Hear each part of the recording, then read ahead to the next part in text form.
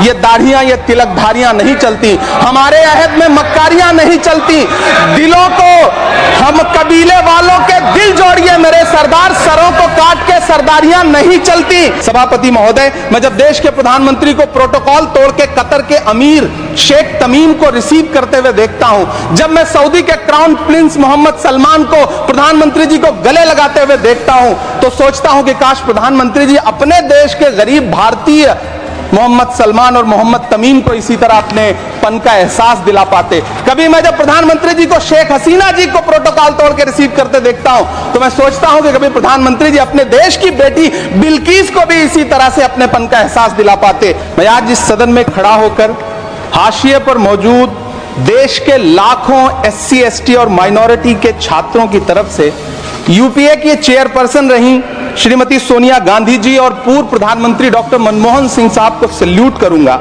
जिनकी कोशिशों से सच्चर कमेटी की सिफारिशों के बाद 2009 में कोचिंगों के अभाव में प्रतियोगी परीक्षाओं में हिस्सा न ले पाने वाले SC ST और माइनॉरिटी के छात्रों के लिए रेजिडेंशियल कोचिंग एकेडमी शुरू की गई थी। डॉक्टर भीमराव अंबेडकर यूनिवर्सिटी, मानू हैदराबाद, AMU अलीगढ़, जामिया हमदर्द और जामिया मिल्लिया यूनिवर्सिटी में दूर दराज गांव से आने वाले बच्चों ने महंगी UPSC कोचिंगों के बजाय भारत सरकार की रेजिडेंशियल कोचिंग एकेडमी में एडमिशन लेना शुरू किया और उनके प्रतियोगी परीक्षाओं में जाने के सपने पूरे होने लगे। इसी से प्रभावित होकर मुंबई के हज हाउस में 2009 में एक कोचिंग सेंटर शुरू किया गया, जिसके लिए सरकार से कोई फंड नहीं लिया गया, बल्कि हाजियों के रजिस्ट्रेशन फीस और सर्विस चार्जेस से बनने वाले हज कमेटी के कॉर्पस के एक हिस्से से इसे शुरू किया गया। तकरीबन 10 साल शानदार तरीके से चलने वाले इस कोचिंग सेंटर के रिजल्ट भी बढ़िया रहे। कई IAS दिए, IPS दिए, महाराष्ट्र की स्टेट सर्विसेज में बच्चे सेलेक्ट होने लगे।